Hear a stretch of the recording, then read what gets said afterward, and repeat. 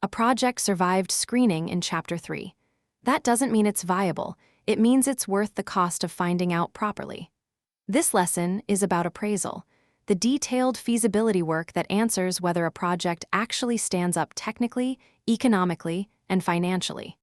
Appraisal looks at a project through 3 separate lenses. Technical feasibility. Can this actually be built and operated as designed, with the technology and site conditions involved? Economic feasibility. Does the project generate enough benefit to society to justify its cost, independent of who pays for it? Financial feasibility. Will the project generate enough revenue or committed payments to actually be bankable, to attract the financing it needs? This distinction trips people up constantly, so it's worth isolating. A toll road can be economically excellent, huge time savings, huge safety benefits to society, while being financially weak if tolls are kept low for political reasons and can't cover the debt. The reverse happens too. A project can be financially attractive to investors while delivering only modest social benefit. Appraisal has to check both, separately. Financial feasibility gets concrete fast.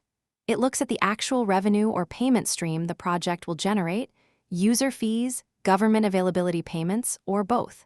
It looks at the private partner's cost of capital, what return investors and lenders need to participate.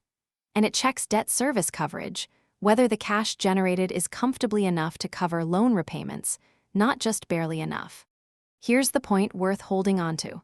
A project that fails technical, economic, or financial feasibility isn't a project that just needs a different contract structure. It's a project problem, and no amount of clever risk allocation in a later chapter fixes a project that shouldn't be built, or can't generate the cash it needs in the first place.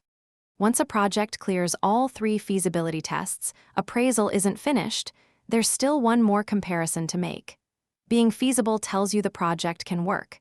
It doesn't yet tell you whether a PPP is the right way to deliver it compared to traditional procurement. That comparison, value for money, is next lesson. Quick recap. Appraisal checks technical, economic, and financial feasibility, 3 separate lenses, not one. Economic feasibility measures benefit to society. Financial feasibility measures whether the project can actually attract financing.